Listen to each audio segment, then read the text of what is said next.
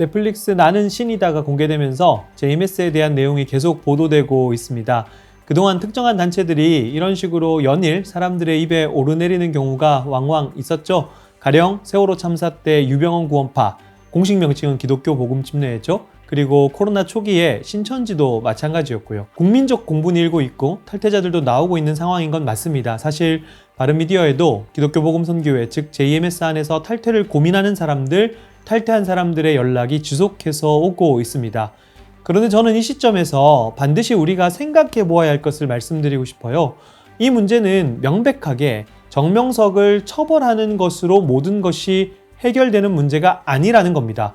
과거 정명석이 첫 번째 구속을 당했을 때 많은 사람들이 이제 이 단체는 끝났구나 라는 굉장히 나이브한 생각을 했고, 오히려 JMS는 사고치는 정명석이 감옥에 간 뒤 대학가에서 활발하게 활동하며 새를 키워갔죠. 이번에도 마찬가지입니다. 정말 안타까운 건 이렇게 국민적 공분이 있을 때 바른 대책을 위한 준비가 되어야 하는데 그렇지 못한 상태에서는 혼란만 더욱 가중될 뿐이라는 겁니다. 단순하게 하나의 예만 들어봐도 최근에 SNS에 JMS 2단 동아리 현황이라는 자료가 돌아다니는 것을 보고 참 안타까웠습니다. 왜냐하면 너무 오래된 자료라서 현재 상황과 전혀 맞지 않는 내용이더라고요. 평소에는 관심도 없다가 이제 와서 이슈가 되니까 과거 자료를 소환해서 사용하는 것이죠. 이게 무슨 의미겠습니까? 우리 대책 수준이 이 정도밖에 안 된다는 방증이죠. 저는 우리가 생각해야 될 4가지를 분명하게 말씀드리고 싶습니다. 첫째, 탈퇴자의 회복 문제입니다. 탈퇴자가 나온다. 정말 반가운 일이죠. 하지만 동시에 큰 숙제가 주어진 것입니다. 탈퇴는 곧 회복의 출발점에 섰다는 이야기지 회복을 했다는 이야기가 아닙니다. 탈퇴자들은 여러 가지 혼란을 마주합니다. 말도 안 되는 것에 속았다는 분노, 억울함, 수치심 등이 있고 혹시 내가 데려간 사람이 있는데 나만 나왔을 경우 죄책감도 느낍니다. 혹여나 너무 단체에 충성하다가 학업을 제대로 못한 사람들은 이 사회를 살아갈 준비가 안 되어 있는 경우가 많습니다.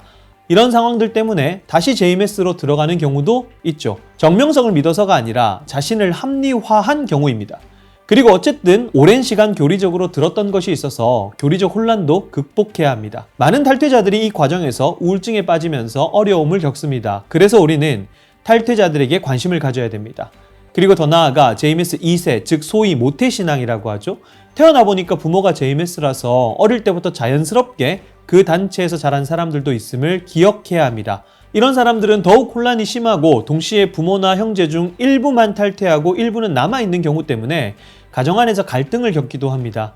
이런 상황을 인지하고 탈퇴자들이 이런 혼란과 갈등을 잘 극복할 수 있도록 도와야 합니다. 그리고 JMS 안에 있는 사람들, 특히 모든 여성들이 정명석에게 성을 제공한 사람도 아니고 성적으로 문란한 사람들이 아닙니다. 너무 지나치게 선입견을 가지고 봐야 될 이유가 없고요. 조금 더 열린 마음을 가지고 탈퇴자들의 회복을 위해 우리의 마음을 모아야 합니다.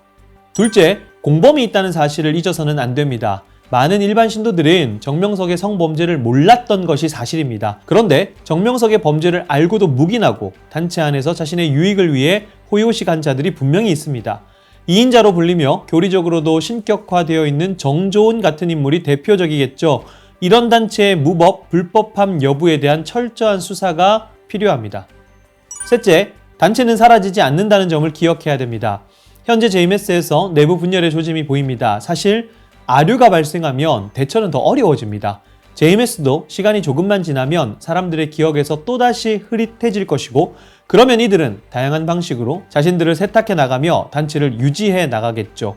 사상 최악의 가스테러 사건을 일으켜 교주와 간부가 사형에 처해졌던 옴진리교도 여전히 아류가 활동하고 있다는 사실을 잊어서는 안 됩니다.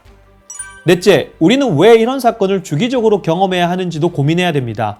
너무 황당한 교리와 교주의 모습 때문에 잠깐의 가십거리로 삼고 이해가 안 된다고 치부하고 넘어가는 사람들이 많을 겁니다. 하지만 학력 수준이 높은 사람들도 너나 할 것 없이 이 문제의 가해자이자 동시에 피해자가 되는 모습을 보면서 이제는 진지하게 이 문제가 벌어지는 이유와 이 문제를 야기하는 우리 사회의 구조에 대한 이야기를 해야 한다고 봅니다. 이것을 방치한 교회의 책임도 함께 고민해야 하죠. 사이비 종교는 종교 중독입니다. 중독은 곧 의존증이죠. 종교 중독의 극단적인 모습인 사이비 종교가 왜 과학이 고도로 발달한 시대에 성행하고 있는지를 고민하고 논의해서 조금 더 나은 해결 방안을 찾아야 하지 않을까요? 공론화가 필요하지만 동시에 공론화 이후 후폭풍을 견딜 수 있는 준비도 필요합니다. 교회가 하지 못하니 시사 프로그램이 우리에게 숙제를 던지고 메시지를 던집니다. 우리는 무엇을 해야 할까요?